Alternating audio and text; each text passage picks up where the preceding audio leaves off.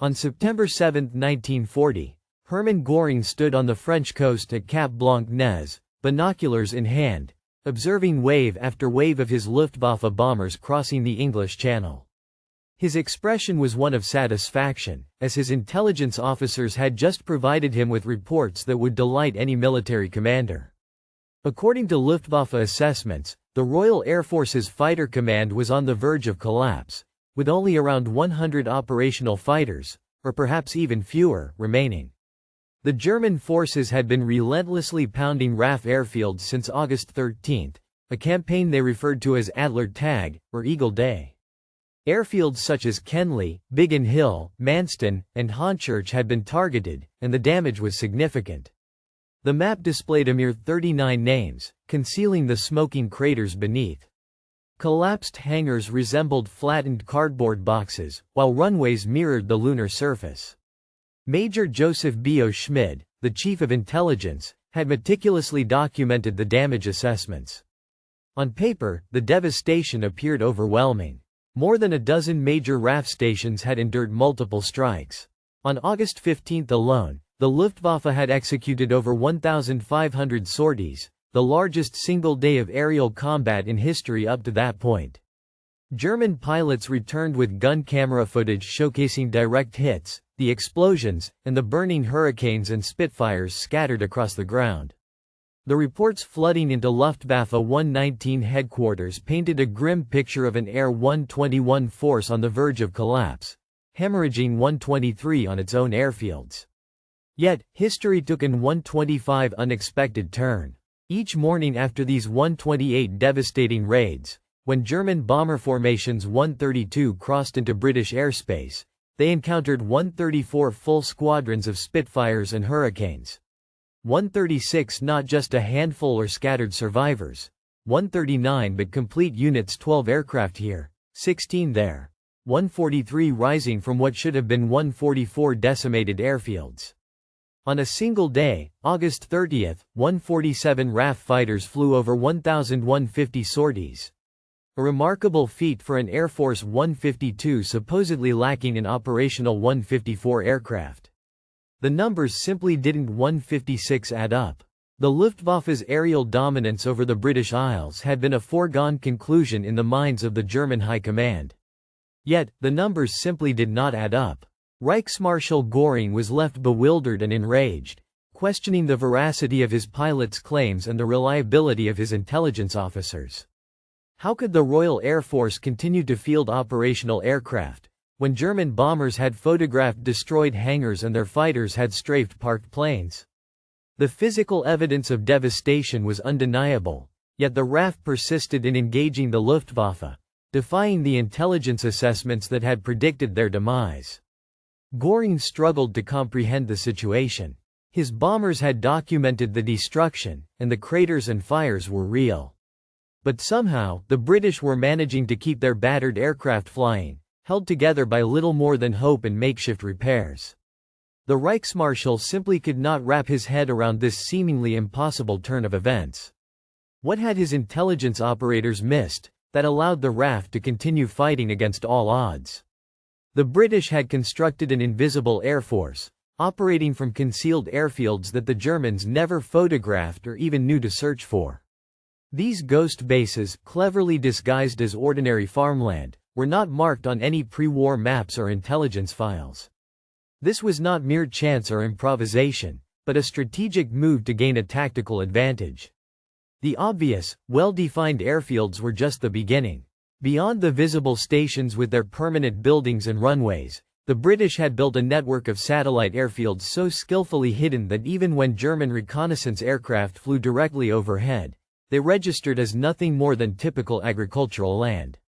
This invisible air force was a deliberate, meticulously planned effort to secure an edge over the enemy.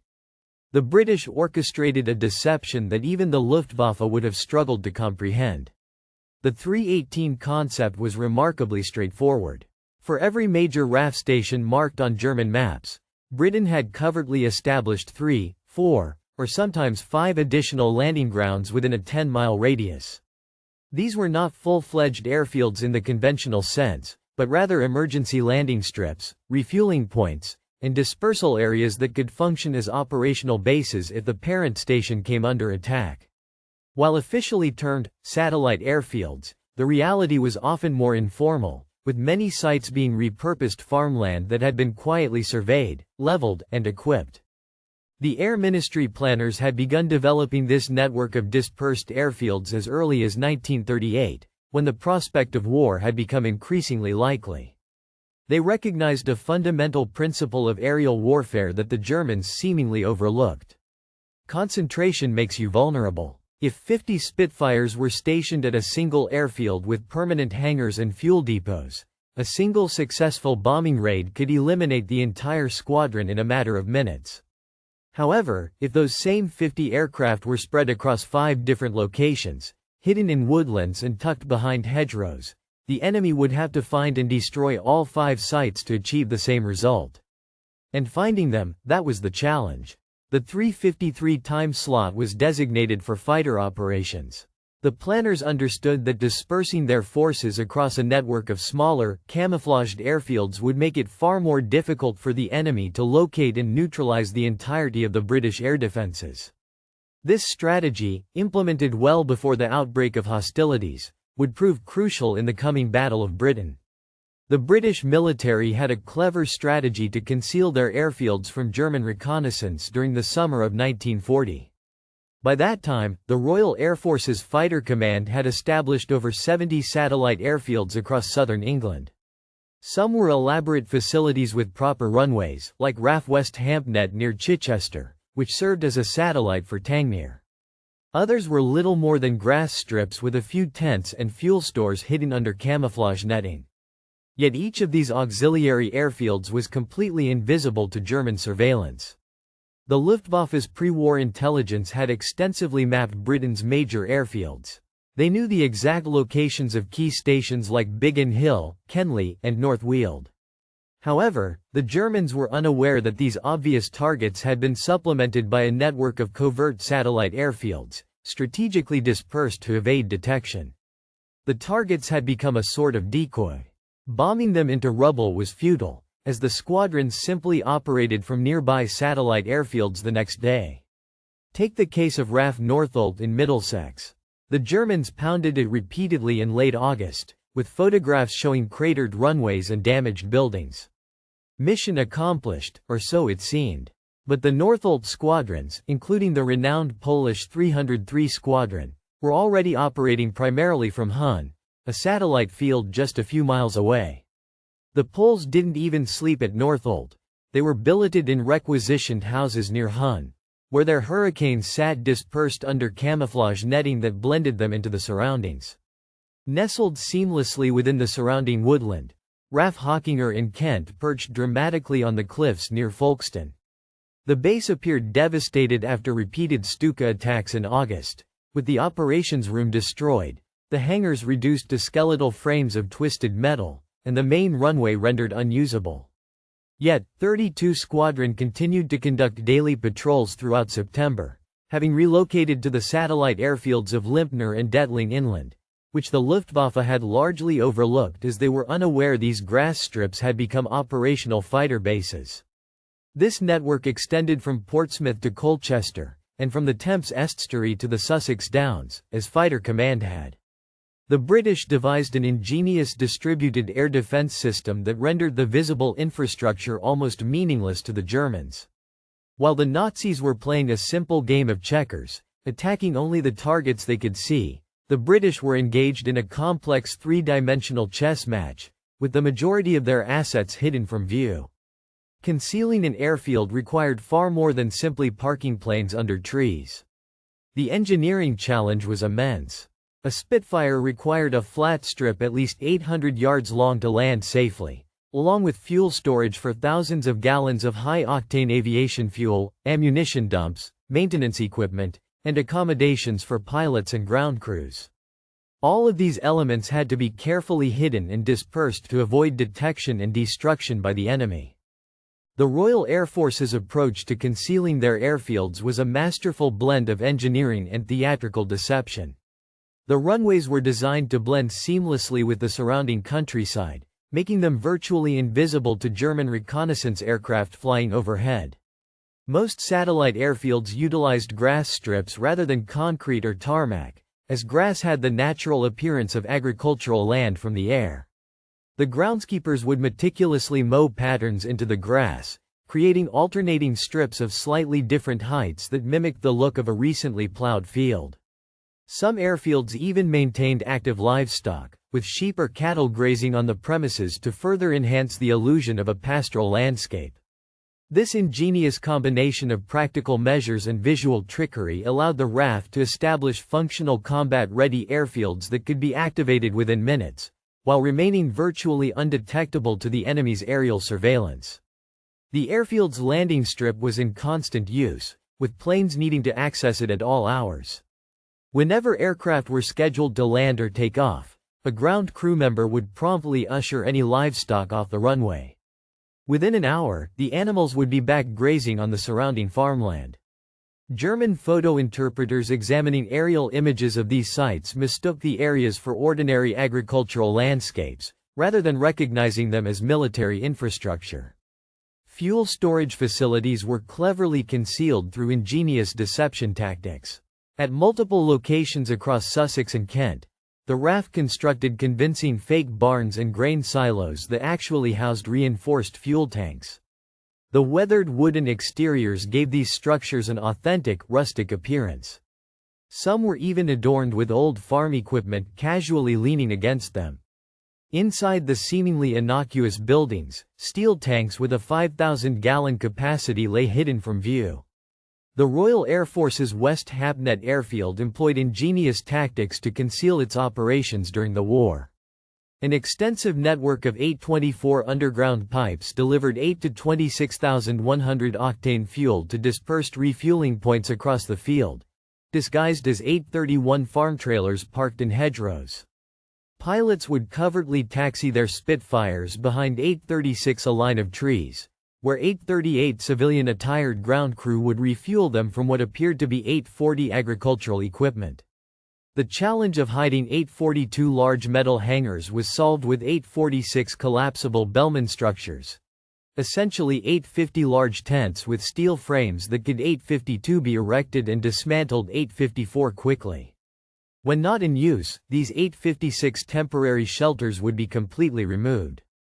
The Allied forces employed ingenious camouflage techniques to conceal their military assets during the war. Planes were often disassembled and hidden in nearby barns or woodland storage, then reassembled and covered with camouflage netting woven with real foliage, blending seamlessly into the surrounding tree cover from the air. The most elaborate deceptions involved the construction of fake buildings on damaged airfields. After the RAF base at Manston in Kent was heavily bombed in late August, engineers built replica destroyed hangars that appeared bombed out from above, but were actually intact underneath camouflage covers. Meanwhile, the real operational hangars were hidden under netting, made to resemble mere rubble piles. German reconnaissance aircraft would photograph these meticulously crafted illusions, unaware of the true nature of the facilities below. Manston. At 9:35, intelligence officers noted the target's destruction, with no repair activity, and filed the report away. The airfield remained operational throughout. In Essex's Rowford, the entire dispersal area was camouflaged to resemble a residential neighborhood. Aircraft revetments were constructed to mimic suburban houses, complete with fake chimneys and garden hedges. Pilots taxied between what appeared to be ordinary homes, but were actually reinforced blast pens. A German pilot, shot down and captured near Rowford, later reported flying over the area multiple times without suspecting it was an active fighter station, believing he was navigating a suburban development. RAF Tangmere sits situated 3 miles east of Chicha in West Sussex. The fighter station lay directly on the coastal plain. In August 1940, it was one of the most critical air defense outposts in 11 Group, the frontline shield for London and the southeast. On August 16, the Luftwaffe unleashed a devastating assault. Junkers 87 Stuka dive bombers plummeted from the sky, releasing 500-pound bombs that struck the station directly. The relentless 12-minute barrage left 14 personnel dead, the operations block destroyed, hangars ablaze, and the main runway reduced to rubble. Luftwaffe reconnaissance aircraft photographed the extensive damage. That afternoon, intelligence officers. Here is the paraphrased text. By 10:51, the reports had been filed. Tangare was effectively out of action by 10:53. But that was far from the truth. Within just 48 hours, Tangmare's squadrons, 43 and 601, were conducting full-scale combat missions, not reduced operations or limited patrols, but interceptions of German bomber formations at full squadron strength. How was this possible? The reason was that Tangmere was not a single airfield, but rather a network of 6 facilities. West Hampnet, located just 2 miles northeast, became the primary satellite site. This was a grass field that had been developed in 1938 and officially designated as a relief landing ground.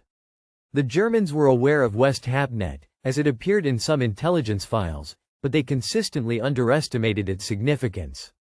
The West Hampnet airfield became the beating heart of Tangmere's defenses after the August 16 raid.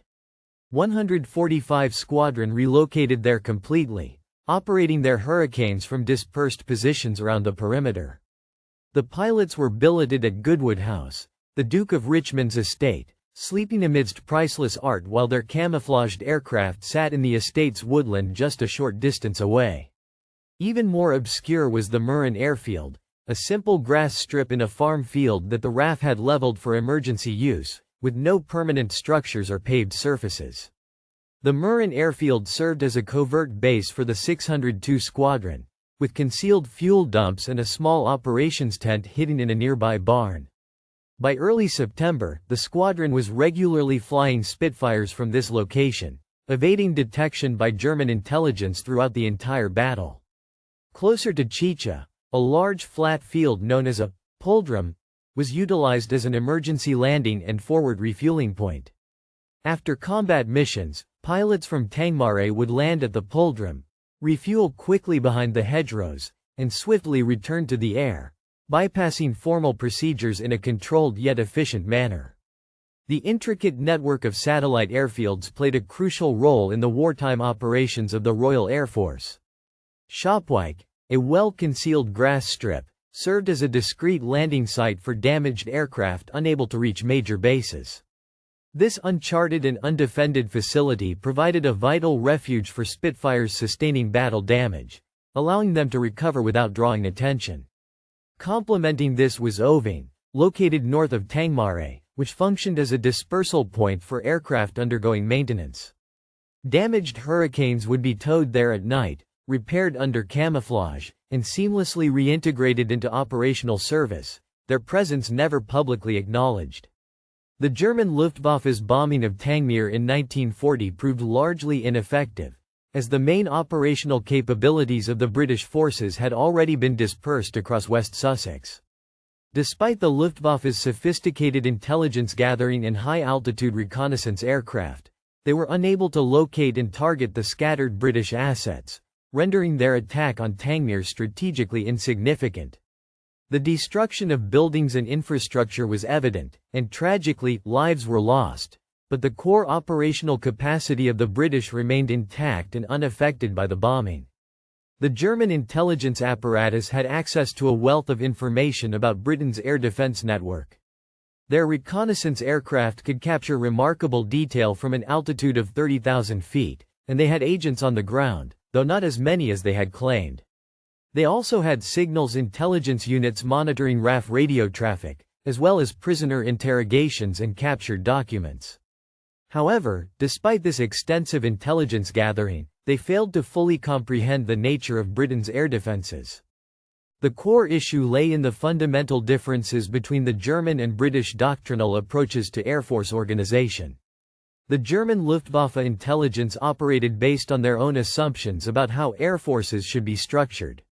In the German system, airfields were substantial, permanent installations with concrete runways, large hangars, barracks, administrative buildings, fuel depots, and ammunition storage, all centralized in one obvious location. The Luftwaffe's strategic planning centered on securing airfields that could accommodate their extensive bombing campaigns. B.O. Schmid's intelligence team closely examined aerial photographs of England, meticulously identifying major Royal Air Force stations like Big Hill, Kenley, Northolt, Tangmere, and Hornchurch. While these key military facilities were mapped and targeted, the analysts disregarded other features such as grass fields, agricultural land, and potential dispersed storage sites, as their training focused on recognizing permanent infrastructure. The Luftwaffe's aerial reconnaissance over Essex in September 1940 revealed an intriguing sight. Photographs captured a peculiar geometric arrangement of Hurricane fighters near some farm structures, which an intelligence officer initially dismissed as a mere dispersal area rather than a functional airfield. The lack of a visible runway, hangars, and support facilities led the analyst to overlook the true nature of this camouflaged military installation. This incident exemplifies the challenges of identifying airfields from aerial imagery alone, as the absence of typical airfield features could obscure the true purpose of a site. The Spitfires operating from this field, disguised as an ordinary agricultural landscape, managed to evade detection by the Luftwaffe's reconnaissance efforts, highlighting the effectiveness of such camouflage techniques during the early stages of the war. The RAF officer intently observed the active fighter airfield at 1619. Although Roeford remained operational throughout the 1623 battle, the officer dismissed it as its 1624 did not align with his preconceived notion of 1626 what an airfield should resemble. The Agent 1629 network proved even less effective. By 1940, 1631 Germany had only a handful of spies operating 1633 in Britain, but MI5 had identified and either 1636 turned or arrested the majority of them 1638 through the double-cross system. The 1640 agents transmitting reports back to 1642 Germany were largely providing the information 1644 that British intelligence wanted the 1645 Germans to receive. None of them were 1647 positioned near RAF stations, as that would 1649 have been too obvious. Additionally, none of 1652 them reported. The German intelligence services encountered significant challenges in identifying the locations of the Royal Air Force's satellite airfields.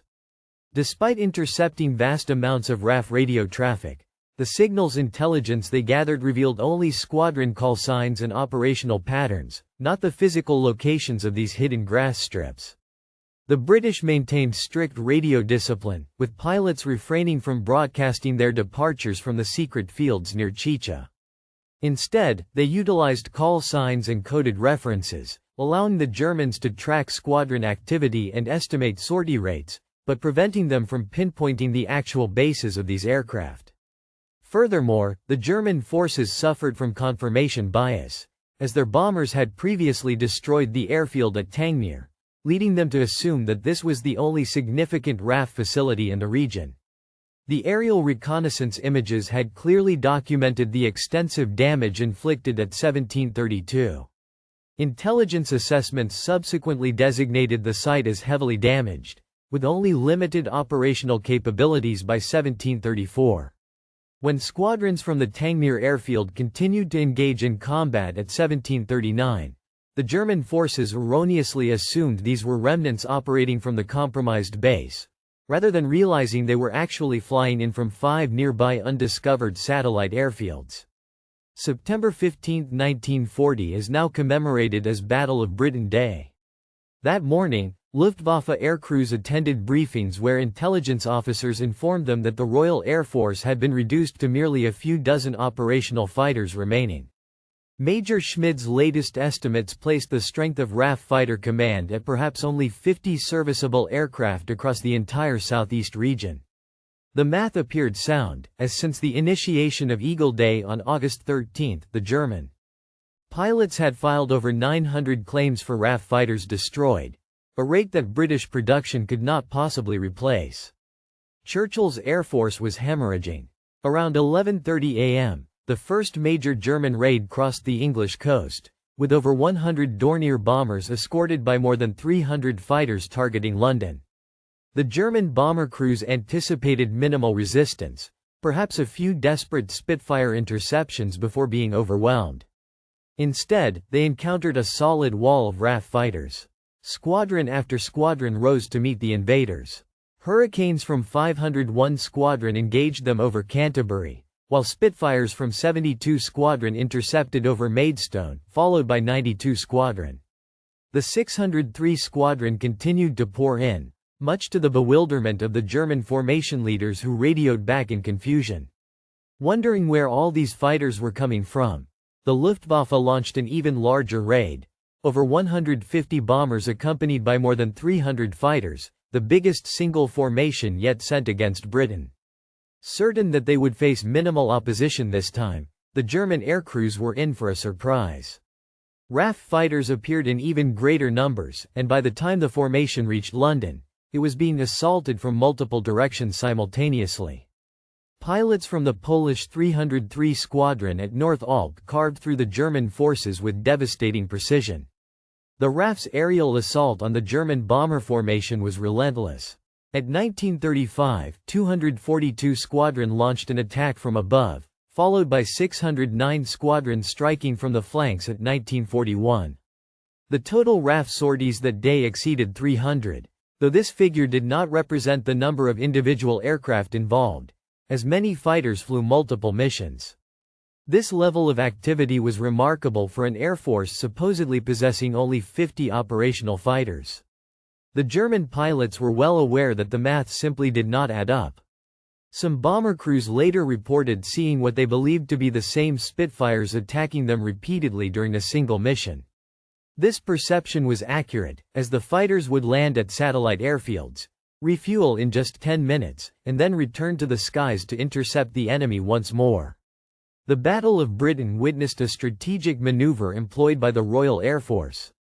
While Big Hill officially housed two squadrons, 92 and 72, pilots who found themselves low on fuel or ammunition during combat would not return to the damaged airfield. Instead, they diverted to the nearby satellite field of Gravesend, located 6 miles away. The ground crews at Gravesend rapidly refueled and rearmed these aircraft, allowing them to swiftly rejoin the fray. From the German perspective, they had just fended off Spitfires from Big Hill, only to face a fresh wave of the same aircraft 15 minutes later, unaware that these were the very same planes now operating from the Gravesend satellite base. The aerial engagement on September 15 unfolded across southern England, with Tangmere and Hornage squadrons utilizing nearby airfields for rapid turnarounds. Kenly's fighters dispersed to Red Hill and Cutton, leveraging a satellite network that transformed the desperate defense into a display of seemingly inexhaustible reserves. By day's end, the Luftwaffe had lost 5-6 aircraft, while the RAF suffered 29 losses. Beyond the immediate numbers, this pivotal date shattered German confidence, as Göring's promise to Hitler of the RAF's demise was shattered by the intense fighter opposition faced by German aircrews. The 2130 satellite airfield system had created an illusion of strength that was actually more effective than real strength, as it convinced the Germans they were fighting an enemy that couldn't be defeated. Living and fighting from these ghost bases was a far cry from traditional RAF service. Flight Lieutenant Tom Neal of 200 Squadron, 9 Wayne, later described arriving at one such satellite field near Bosamdown, finding nothing but a bare field, a windsock, and 2 hidden fuel drums under a tree. There were no offices mess, no proper accommodations, no administrative buildings. His squadron had to sleep in requisitioned farmhouses 2 miles away, driving to the field for operations. Each morning, the pilots arrived at 2208 in civilian trucks and spent the day 2210 resting beneath their aircraft's wings, 2212 awaiting scramble orders that came 2214 through a single field telephone connected 2216 to a wire strung across the hedge. This 2219 stark contrast with the peacetime RAF lifestyle 2221 was jarring. Before the war, fighter pilots 2224 had resided in proper stations, adhering to 2225 the ceremony and structure of military 2227 tradition. By September 1940, Squadron 2229 leader Peter Townsend's 85 Squadron was 2232 operating from a field near Cutton, 2234, where the dispersal hut was essentially a 2236 repurposed farmer's chicken coop, outfitted 2238 with a few chairs and 2239 a field telephone. The pilots passed the time 2242 writing letters home. The young ground crew members at West Hamnet Air Base sprang into action the moment the scramble order sounded. Dashing across the muddy field, they quickly reached their concealed Hurricanes, whose camouflage nets had been carefully draped over them. These unsung heroes, mostly teenagers and men in their early 20s, were the mechanics, armorers, and riggers responsible for keeping the fighters operational, even under the most challenging conditions that would have alarmed a peacetime engineering officer. Sergeant James Ginger Lacey's Hurricane was maintained by a three-man crew working out of a simple canvas tent. They had no access to proper tools, workshops, or lighting beyond handheld torches after dark. When Lacey's Hurricane fighter endured substantial cannon damage over the channel, but his crew swiftly repaired the wings using fabric and dope, working through the night by moonlight. By dawn, the aircraft was airworthy once more. Refueling and rearming had to be conducted at a rapid fighter pace, rather than the slower bomber tempo. At the satellite airfields, there was no time for standard procedures and safety protocols. The ground crew at Roford devised a specialized technique, starting to refuel a Spitfire even before the pilot had disembarked, with armorers simultaneously reloading the Browning machine guns on the wings. This streamlined the entire turnaround process, refueling, ammunition replenishment, and basic checks, which they could complete in just 8 minutes. This agile approach enabled the Hawker Hurricane fighters of the Polish pilots stationed at Goodwood House could be flown in multiple sorties per day. The living accommodations were equally makeshift, with the Polish airmen from 145 Squadron billeted in rooms adorned with 18th-century paintings, sleeping in 4 poster beds and waking at dawn to walk across the lawn to their hidden aircraft in the woods. They would then fly combat missions over the channel, returning for lunch in the grand dining room with its crystal chandeliers. One Polish pilot, Officer Ludwik Martel, wrote to his family about the surreal experience of eating breakfast off fine china just an hour after shooting down a Messerschmitt. The RAF's satellite airfield network transformed the entire force into a highly mobile and adaptable guerrilla-like operation during the Battle of Britain. While accommodations at some remote locations were basic, with pilots sleeping in belt tents and cooking over camping stoves, the system allowed the RAF to remain operational and elusive. Ground crews mastered camouflage and concealment techniques, while pilots navigated using landmarks rather than maps, as their actual bases were often undocumented. This unconventional approach proved crucial in helping Britain withstand the Luftwaffe's onslaught. The British defense against the German onslaught proved to be a pivotal turning point in Hitler's strategic calculations. On September 17, 1940, just 2 days after the disastrous raids of the 15th, the Führer issued a directive postponing Operation Sea Lion indefinitely. While the official reason cited unfavorable weather conditions, Hitler's private conversations revealed a different story. He had been promised air superiority over southern England as a prerequisite for invasion, but Göring's assurances of the Luftwaffe's ability to destroy the RAF by mid-September had not materialized.